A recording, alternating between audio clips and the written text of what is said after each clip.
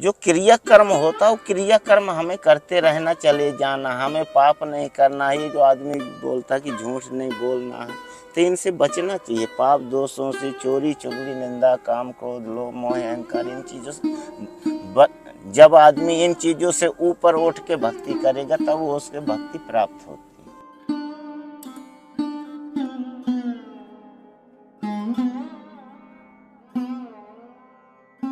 ये देखिए आप, प्लास्टिक का तिरपाल लगा रखा है, कोई छत भी नहीं है महाराज। और ये छोटी सी कुटिया है, ज़्यादा से ज़्यादा 4x6 की कुटिया रही होगी। और ये सांकरों के माध्यम से, ताकि ये पन्नी कहीं गिर ना जाए या हवा से उड़ ना जाए, इसलिए इसको बांधा गया है।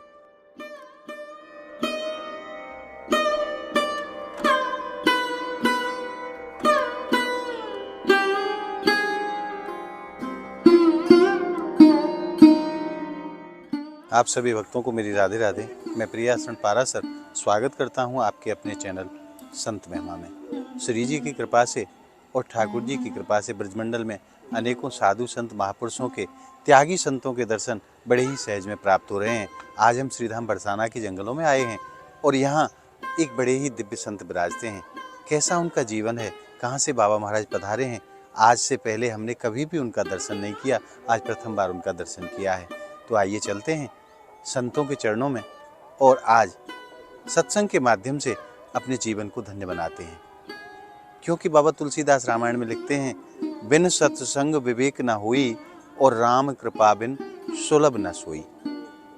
बगैर सत्संग के जीव के हृदय में ज्ञान उत्पन्न नहीं हो सकता, ज्ञान प्रकट नहीं हो सकता। परंतु सत्संग भी कब मिलेगा? जिसके ऊपर ठाकुर जी कृपा करें, हमारी श्री जी कृपा करें।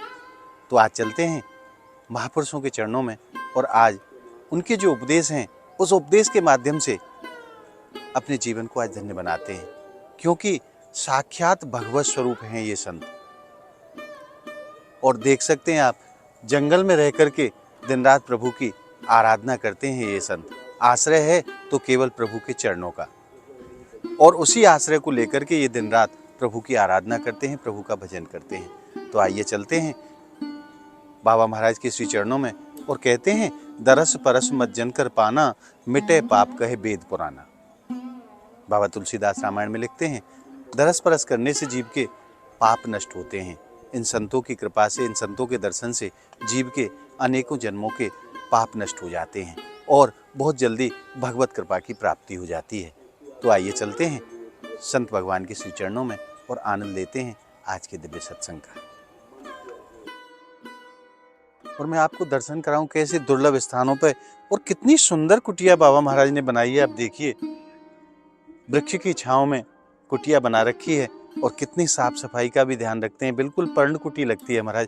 आइए, और आप देख सकते हैं कि मिट्टी को काट करके और ये सीढ़ियां बनाई गई हैं ताकि कुटिया तक बड़े ही सहज में पहुंचा जा सके। आइए, और मैं बाबा की कुटिया के आपको मुख्य द्वार के दर्शन कराऊं। देखिए, सामने संत भगवान विराजमान हैं और कैसी सुंदर कुटिया है। बाबा के मोरपंख भी यहाँ रखे हुए हैं। तो आइए चलते हैं संत भगवान के श्री चरणों में और आनंद लेते हैं आज के सत्संग का। और महाराज, ये संतों का कैसा जीवन है जो जंगल में भी मंगल कर देते हैं और जो कुछ इनके पास है उसी में परम संतोष को प्राप्त करते हैं। और जिस आनंद के लिए प्रभु के नाम को जाना जाता है, उस नाम के माध्यम से उस आनंद रस को प्राप्त करते हैं जो संसार के जीवों के लिए दुर्लभ है। मैं आपको बाबा की कुटिया के संपूर्ण दर्शन एक बार कराऊं। ये देखिए आप, प्लास्टिक का तिरपाल लगा रखा है, कोई छत भी नहीं है महाराज। और ये छोटी सी कुटिया है, ज़्यादा से ज़्यादा 4x6 की कुटिया रही होगी। और ये सांकरों के माध्यम से, ताकि ये पन्नी कहीं गिर ना जाए या हवा से उड़ ना जाए, इसलिए इसको बांधा गया है। और देख सकते हैं महाराज, संतों की तो माया संत जाने, ईंट के माध्यम से इसको रोका गया है। और देखिए, छोटी सी है, ज़्यादा नहीं है। आइए प्रवेश करते हैं बाबा महाराज के श्री चरणों में। और बाबा के जूते रखे हुए हैं, कहीं जाना होता है तो बाबा यहीं से जूते उठा करके पहन करके चले जाते हैं। और हरे भरे वृक्षों के नीचे ये कुटिया है महाराज। बिल्कुल ऐसा प्रतीत होता है जैसे हम प्राचीन समय में हों, क्योंकि यहाँ आधुनिकता के कोई भी निशान दूर दूर तक नहीं है, ना यहाँ लाइट है। कैसा जीवन है इनका। और इतनी विकट परिस्थितियों में रहकर के भी ये संत उस परम आनंद को प्राप्त करते हैं जो हम संसार में रहकर के भी प्राप्त नहीं कर पाते। और ये देखिए मुख्य द्वार पर ये लोई जो होती है ना, गर्म लोई, उसको बाबा महाराज ने सिल दिया है ताकि हवा अंदर प्रवेश ना करे, क्योंकि जनवरी के महीने में खूब कड़ाके की ठंड पड़ी है, तो ये हवा अंदर प्रवेश ना करे, इसलिए लोई को बांध करके सिल दिया है बाबा महाराज ने। धन्य है संत और धन्य है संतों की लीला। आइए प्रवेश करते हैं। बाबा राधे राधे, अंदर आ जाऊं? दंडवत बाबा। आपके श्री चरणन में प्रणाम। और अब आप बाबा महाराज की कुटिया के दर्शन कीजिए। अंदर से प्लास्टिक की पॉलिथीन से छत बनाई है, बांस की लकड़ियां लगा करके, और 2-3 जोड़ी कपड़ा बाबा महाराज के यहाँ टंगे हुए हैं, और बांके बिहारी लालजू की बड़ी ही सुंदर छवि विराजमान है बाबा की कुटिया में। और इन्हीं के श्री चरणों में बाबा महाराज विश्राम करते हैं, इन्हीं के चरणों में बाबा महाराज तपस्या करते हैं, भजन करते हैं। और ये 2-4 ग्रंथ यहाँ रखे हुए हैं बाबा महाराज के। भागवत जी का नित्य पाठ बाबा महाराज करते हैं, और बड़े ही सरल स्वभाव के संत हैं। और आप देख सकते हैं कुटिया में कोई ऐसी आधुनिक वस्तु नहीं है जो संसार में होती है, परंतु आनंद की बात करें तो मैं आपको शब्दों से नहीं बता सकता कि यहाँ पहुँच करके हृदय को कैसा आनंद प्राप्त हो रहा है। और देखिए लाइट के अभाव में बाबा महाराज जो प्रकाश की व्यवस्था करते हैं, वो ये दीपक के माध्यम से प्रकाश की व्यवस्था बाबा महाराज करते हैं। वही प्राचीन समय के दर्शन आज बाबा की कुटिया में हो रहे हैं। धन्य है इन संतों का जीवन और धन्य है इन संतों की लीला।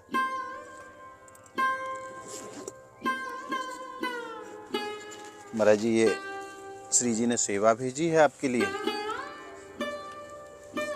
ना कहीं भंडारे के लिए जाना और ना किसी के घर से रोटी मांगना। बाबा स्वयं बनाते हैं और स्वयं पाते हैं। ये बाबा रसोई में काम आवे वालों का राशन को सामान है, जिसमें चावल, चीनी, धूप बत्ती है, सरसों का तेल है, माचिस है, चाय की पत्ती है, आपके लिए ये पेस्ट भी है इसमें, और पोहे की पैकेट भी है बाबा महाराज। अगर कहीं जल्दी में कुछ बनाना होता है तो पोहे बना लिया करना। ये श्री जी ने सेवा आपके लिए भेजी है, आप स्वीकार करो। और आइए पुनः एक बार मैं आप भक्तों की तरफ से और अपनी तरफ से बाबा महाराज के श्री चरणों में प्रणाम कर देता हूँ। दंडोत बाबा। महाराज सर्वप्रथम आप अपना शुभ नाम बताओ। सर्वप्रथम मेरा शुभ नाम भगवान दास। भगवान दास बाबा आपको कहते हैं? हाँ जी। बाबा आपको जन्म कहाँ को है? MP छतरपुर। और बाबा आपके हृदय में जो वैराग की भावना जागृत हुई, वो कौन सी अवस्था में आपने वैराग धारण करे? कौन सी अवस्था में ये भाव प्रकट हुए हो आपके हृदय में? हमारी ये बालापन अवस्था में हमारा भाव प्रकट होना चालू कर दिया। बाल्यावस्था में ही? बाल अवस्था। तो महाराज ये प्रेरणा कहाँ से प्राप्त हुई आपको? माता पिता से। ये होता है कि जैसा खाए अन्न वैसा होता है मन। बिल्कुल महाराज। तो पिता के जो संतान होती, जैसे उसके कर्म गुण होते हैं वही संतानों पे आते हैं जी। इसलिए उन्होंने पुण्य किया। वो भी हमारे माता पिता भी सन्यासी हैं ऐसे ही। अच्छा। हाँ, वो भी सन्यासी हैं। तो बाबा उस समय क्या आपकी उम्र रही होगी? मेरी उम्र वही, मैं 25-26 साल से इस लाइन में आ गया था। 25-26 साल आपको बैराग धारण किए हुए हो चुके हैं। और बाबा यहाँ आप श्रीधाम बरसाना में कितने समय से? इधर 8 साल हो गए। 8 साल से आप यहाँ परमानेंट यहाँ। तो आपने जब घर को त्यागा तो घर त्याग के नहीं आप सीधे बरसाना ही आए या कहीं और भी रहे? ना, और कहीं नहीं, भ्रमण के लिए चले जा, लेकिन डायरेक्ट बरसाना में, ज्यादातर बरसाना में यहीं अपनी कुटिया बनाई शुरू से यहीं पे। तो बाबा ये आपको भाव कैसे जागृत हुए हो कि मुझे बरसाने राधा रानी के चरणों में जाना है? आपने कहीं से सुना था या कैसे आप यहाँ तक पहुंचे? हम वेद शास्त्र पढ़ते रहते थे, सो उनका लीलाओं का, गुणों का हम हर चीज को जानते थे, कि सुनते थे और जानते भी थे कि ऐसी लीला। क्योंकि वेद शास्त्र गीता हम शुरू से घर में, हमारे पिताजी हैं तो सुबह से शाम तक वो सिर्फ यही वेद शास्त्र बैठ के और पढ़ना काम है, और कुछ काम नहीं उनका भी। तो शास्त्रों के माध्यम से आपने किशोरी जी की महिमा को जाना। हाँ, सो उनकी महिमा से, सो उनके गुण लीला सब सुन के उन्हें महिमा करते गए तो यहीं पे रख ली। मन में ऐसा हुआ कि अब बरसाना ही चलना है। और बाबा जब आप आए यहाँ तो फिर गए ही नहीं यहाँ से? ना, फिर नहीं, आप यहीं के होके रह गए? फिर यहीं के मन ही नहीं लगता, ऐसा लग 1 साल हो जाते हैं तो ये लगता है कि अभी महीने 2 महीने हुए पता ही नहीं चलता है। ये बाबा उनकी कृपा है हमारी किशोरी जी की, और आप उनके श्री चरणन में आप विराज रहे हैं। तो जब से आया तो पता ही नहीं चलता, हमें साल भर 2 साल हो जाते हैं, हमें पता ही नहीं चलता कितने साल घर से हो गए, कुछ परिवर्तन नहीं पड़ता। तो बाबा जब आपने घर त्याग करो, जब घर छोड़ो आपने, तो माँ ने आपको रोका नहीं? क्योंकि माँ को तो विशेष प्रेम बच्चा पे हुए है। रोकते हैं पर मन लगता नहीं, पकड़ पकड़ के भी आए भी पहले 1-2 आपको साल लेवाने के लिए लेने के लिए, बस 2-4 दिन रहना, बस बुद्धि खराब हो गई, बस उधर से फिर चल दिए। मन तो यहाँ अटका पड़ा है। मन नहीं लगता, बगैर इधर के मन नहीं लगता। तो बाबा आप 26 साल से बैराग धारण कियो है, या मार्ग पे कैसे आनंद को आपने अनुभव करो? हमें तो इस मार्ग में आनंद ही आनंद नजर आ रहा है। हम अपनी अगर बताएं तो आनंद ही आनंद। देखो अनुभव अपना होता है आदमी का, हम जीव तो का अनुभव अपना अपना अलग होता है। हो सकता है कोई चीज आपको अच्छी लगे मुझे ना लगे, या मुझे अच्छी लगे आपको ना लगे, तो सबका अनुभव अलग अलग है। तो आपने जो सुख प्राप्त करो है 26 साल की या बैराग जीवन में, तो वो कैसो आनंद आपने प्राप्त करो है, कैसो आनंद आपके हृदय को प्राप्त हुए? क्योंकि मैं देख रहा हूँ कि कुटिया में कोई ऐसा साधन बाबा महाराज नहीं है कि जो संसारी हो, कि जहाँ आनंद के लिए कोई चीज रखी गई हो, ऐसा कुछ भी नहीं है। फिर भी आप परम आनंद को अनुभव करते हैं। वो क्यों करते हैं अनुभव, कैसे करते हैं अनुभव? देखो राज भक्त 2 ही आश्रम होते, गृहस्थी आश्रम, संन्यास आश्रम जी। तो अगर गृहस्थी आश्रम का होता है ये संसार में फंसना, जो इसमें फंस गया जी तो वो फंसा ही रहेगा। अगर इससे वो निकल गया तो वो सन्यासी रूप वो करे, फिर सन्यासी वो आत्मा परमात्मा ही एक लगन रहती है उसकी, संसार को त्यागना होता है जी। जब संसार को त्यागेंगे एक ही चीज बचेगी, उसी को फिर पकड़ के हमें चलना। संसार से मतलब नहीं, ना लेना देना कि संसार क्या। बाबा देखो त्यागनो तो बहुत लोग चाहें संसार को, मगर त्याग नहीं पाते हैं, मोह के कारण, ममता के कारण।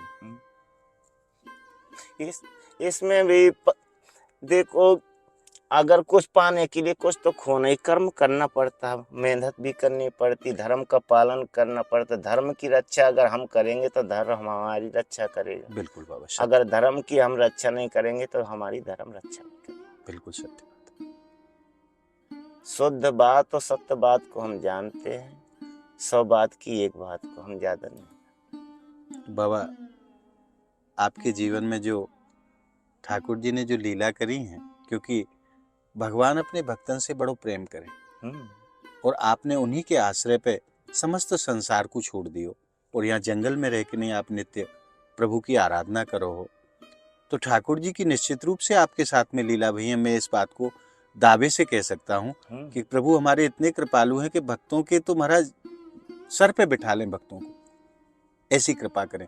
तो महाराज आपकी जो साथ में जो लीला ठाकुर जी ने करी है, वो कैसी कैसी लीला करी है?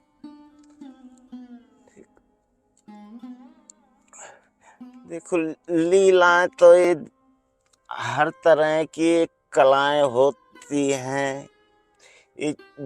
स्नान लीला होती है, भाव लीला होती है, केली लीला होती है। तो ये लीलाएं हैं तो आदमी के कुछ जो भक्ति मार्ग में होता है तो कुछ समझ में रिद्धि सिद्धियां जिसको अनुभव होती हैं, तत्व का जिसको ज्ञान होता है तो तत्व से समझता है। भक्ति मार्ग जो होता है तो सिर्फ होता है उसमें तत्व का ज्ञान। जिसको तत्व का ज्ञान है तो ब्रह्म ज्ञान को पा सकता है और समझ सकता है कि ब्रह्म होता कौन। अगर तत्व का ज्ञान नहीं है तब ना ब्रह्म को जान सकता है ना ब्रह्म हो सकता है जी। तो यह कि आत्मा को शुद्ध रखने से अपना शरीर भी शुद्ध होता है, मन शुद्ध पवित्र होना चाहिए। अब अगर हम अपनी आत्मा को उद्धार करने की शक्ति रखते हैं तो दूसरे की भी करने की शक्ति रख सकते तो बाबा मन को शुद्ध कैसे करो जाए? कई जन्मों को मैल जमे पड़े है मन में, कितनी ही जन्मन की गंदगी मन में बैठी हुई है, वो गंदगी कैसे साफ करी जाए? गंदगी देखो सफाई के लिए हर चीज की दवा होती है, हर चीज की मर्जी की दवा होती है, लेकिन वो करने का तरीका नियम होना चाहिए। जी, तुम्हारी कृपा करो, वो तरीका आप बतावे की कृपा करो। भजन के माध्यम से मन शुद्ध होगो, या प्रभु की सेवा करने के कारण शुद्ध म- होगो, या जीवों की सेवा करने से शुद्ध होगा? किस प्रकार से मन शुद्ध होगा? मन को अपने आप में शुद्धि लाना, हमें ये नहीं कि किसी की सेवा से, ये तो होता है, ये पुण्य होता है, जिसकी सेवा करें वो पुण्य प्राप्त होता है, जी, लेकिन मन की शुद्धता वो नहीं दे सकता ना। तो किस मार्ग मन से? की शुद्धता अगर लाना है तो वेद शास्त्रों का ज्ञान ही मन को शुद्ध, हर चीज को ज्ञान दे सकता है। ज्ञान के लेकिन माध्यम से उसकी सफाई की जा सकती है। अध्ययन का पालन ये है कि हमारे ये धर्म है, कोई भी वो बोलता है कि झूठ बोलता है तो झूठ वो मानना पड़ेगा, अगर सच बोलता है तो सच मानना पड़ेगा। जी। इसी के आधार से इसका नियम नहीं तोड़ना चाहिए पड़ेगा, तो सफलता आदमी को मन हो शुद्ध जा, होगा। मन शुद्ध हो जाएगा। अगर इससे अलग चलेगा तो वो न उद्धार नहीं होता, आत्मा का कल्याण नहीं हो सकता। शास्त्रों के हिसाब से ही हाँ, जीवन जीना चाहिए। जीवन जीने की एक कला यही है, शास्त्रों के अनुसार जीवन जीने की कला है, और उसके अलावा दूसरी कला है ही नहीं। जी, उसमें भविष्य का हर चीज का ज्ञान आपको हो जाएगा। ये अध्ययन करने वाला कोई भी व्यक्ति होता है तो आदमी साधु संत होता है तो शरीर को नहीं देखता, वो गुणों को देखता है बिल्कुल सत्य बात है। कि इसमें कौन से गुण है, कि रजोगुण है, तमोगुण है, तो ये गुणों को देखता है, गुणों को देख के वो बता देता है उसका हर चीज भविष्य पूरा। और जिसको गुणों का ज्ञान है तो गुण 3 गुण हो गए, 12 राशि हो गई, 24 तत्व हो गए। और जिसका 24 तत्व तक का ज्ञान है वो तो सब बता देगा, जिसका गुण ही पता नहीं है, राशि भी 12 का पता नहीं, 24 तत्व कहाँ से बताएगा। जी, तो सिद्ध करने के लिए आदमी सोचता विचारता है लेकिन सिद्ध नहीं करता, उसमें आदमी मार खा जाता है। मेहनत करनी जितनी चाहिए उतनी मेहनत नहीं करता, इसलिए मार खाता है। सफलता तभी मिलती है जब मेहनत वो नियम पूरा होगा, तभी सफलता मिलती है। खंडन नहीं होना चाहिए जी, तो सफलता मिलती है। भक्ति मार्ग कठिन भी है, सरल भी है, दोनों भी है। जो सरल तो आपके लिए है बाबा, आपने संसार को छोड़ दिया तो आपको तो ऐसा लगे बहुत सरल है, पर हम लोग जो संसारी जीव हैं, जो संसार में अटके हैं, उनके लिए तो बड़ा मुश्किल है। देखो, मुश्किल नहीं, आदमी के भ्रम पैदा है। मुश्किल कहीं भी, गृहस्थी का धर्म, गृहस्थी आश्रम से बड़ा तो कोई आश्रम ही नहीं है जी, तो हमें ये थोड़ी जो क्रिया कर्म होता है वो क्रिया कर्म हमें करते रहना, चले जाना, हमें पाप नहीं करना है। ये जो आदमी बोलता है कि झूठ नहीं बोलना है, तो इनसे बचना चाहिए। पाप दोषों से, चोरी चुगली, निंदा, काम क्रोध लोभ मोह अहंकार, इन चीज़ों से जब आदमी इन चीज़ों से ऊपर उठ के भक्ति करेगा तब वो उसके भक्ति प्राप्त होती है। काम क्रोध लोभ मोह अहंकार, चोरी चुगली निंदा, इन चीज़ों से उठ के जब भक्ति करेगा तो भक्ति प्राप्त हो। अगर इन्हीं में लगा रहेगा तो भक्ति प्राप्त नहीं हो। पर बाबा इन्हें छोड़ना या इन पे विजय प्राप्त करना इतना सरल तो नहीं है। तो धीरे धीरे नियम बनाया जाता है, धीरे धीरे हर चीज को घोखंत विद्या खुदंत पानी। जितने घोखोगे उतने विद्या आएगी, जितना खोनोगे उतना पानी निकलेगा, खोनोगे ही नहीं तो पानी नहीं। बिल्कुल सत्य कह रहे हैं बाबा, जितना खोदते जाओगे जल उतना प्राप्त होता जाएगा, और जितना अध्ययन करते जाओगे उतना हृदय में ज्ञान प्राप्त होगा। और सिया राम मैं सब जग जानी, करहूँ प्रणाम जोर जग पानी। इस भाव से हर संत को रहना चाहिए, तो भक्ति प्राप्त होगी। छल कपट भन रहा है, इसको राम मान रहा, भगवान मान रहा है, वो उसकी निंदा कर रहा है, तो वो फिर बेकार ही है। सारे संसार में सारी माँ है तो माँ का रूप, बहन है तो बहन का रूप, भाई है तो बहन, जैसे घर परिवार होता है ऐसे बाहर का रिश्ता होता है। जहाँ में भी दर्शन हो हमें प्रभु के दर्शन हो। माता है तो माता को दर्शन करो, बहन है तो बहन के दर्शन करो, पुत्री है तो पुत्री के। भाव वही रहना चाहिए, भाव वहाँ पे प्रकट नहीं होना चाहिए कि माता है तो माता का हम पत्नी सोची, तो भाव गलत हो जाएगा, फिर उसी में फिर पाप हो जाएगा। पाप हो जाए तो फिर कुछ नहीं। महाराज आपके चरणों में एक निवेदन और करूं, यहाँ आप जंगल में रह रहे हैं, यहाँ कोई सेवा की आपको आवश्यकता हो तो दास को आप आदेश करें। अगर सेवा करना चाहते हो लाइट पानी की 2 चीज की आवश्यकता है, अगर अच्छा, हो एक तो जाए। रोशनी के लिए आपको हाँ लाइट की आवश्यकता है, हाँ। दूसरा पानी की भी व्यवस्था नहीं, कहाँ से लाते हैं आप पानी? पानी बाल्टियों से लाते हैं, ढो ढो के। बाल्टी से ढो के लाते हैं। तो बाबा अगर यहाँ टंकी की व्यवस्था की जाए तो कितनी दूरी पे वो कनेक्शन मिल जाएगा हमें पानी का, जो हम यहाँ लाइन ला सकें यहाँ तक? ये कनेक्शन मिल जाएगा 400 फुट में। 400 फुट दूरी पे कनेक्शन है, हाँ वहां से जोड़ के ला सकते हैं। हाँ। बाबा मैं प्रयास करूंगा, आपसे वादा तो नहीं करूंगा पर प्रयास पूरा करूंगा। बाकी करने वाली हमारी श्री जी हैं। और मैं आप भक्तों से भी निवेदन करूं कि यहाँ से लगभग 400 फीट की दूरी पर पाइपलाइन डली हुई है, जहाँ से कनेक्शन लेकर के और बाबा महाराज के यहाँ टंकी रखवा करके जल की व्यवस्था की जा सकती है, ताकि संतों को नहाने में, भोजन आदि प्रसाद आदि बनाने में जल की जो आवश्यकता होती है उसके लिए बाल्टियों के माध्यम से जल ना लाना पड़े और यहाँ संतों की सेवा होती रहे। क्योंकि कई संत यहाँ ऐसी छोटी छोटी कुटिया बना करके यहीं विराजते हैं और दिन रात प्रभु की आराधना करते हैं। तो एक ही माध्यम से सभी संतों का सेवा हो जाएगी और सभी संतों को आनंद की प्राप्ति होगी। और रोशनी के लिए मैं आपसे निवेदन करूं तो रोशनी के लिए ऊपर सोलर प्लेट लग जाए और नीचे एक लाइट की व्यवस्था हो जाए, ताकि रात्रि में बाबा को प्रकाश की व्यवस्था रहे। क्योंकि बाबा जंगल में विराजते हैं और जंगल में कई विषैले जीव जंतुओं का भी आवागमन होता रहता है, तो इसलिए भी यहाँ रोशनी की व्यवस्था होना जरूरी है। अब देखना यह है कि स्वामी जी किन किन भक्तों के हृदय में ये प्रेरणा देती हैं और किन के माध्यम से ये सेवा कराती हैं। क्योंकि हमारी किशोरी जी जिनके ऊपर कृपा करती हैं उनको ही ऐसी सेवा के सौभाग्य प्राप्त होते हैं। और वास्तव में ये कोई साधारण संत नहीं है, हमारी किशोरी जी के बड़े ही लाडले संत हैं महाराज, जो उनके चरणों में रह कर के दिन रात उनकी आराधना करते हैं। आज की तारीख में बाबा महाराज के पास केवल रोशनी के लिए एक ये दीपक का ही माध्यम है, जिसके माध्यम से बाबा अपनी कुटिया में प्रकाश की व्यवस्था करते हैं।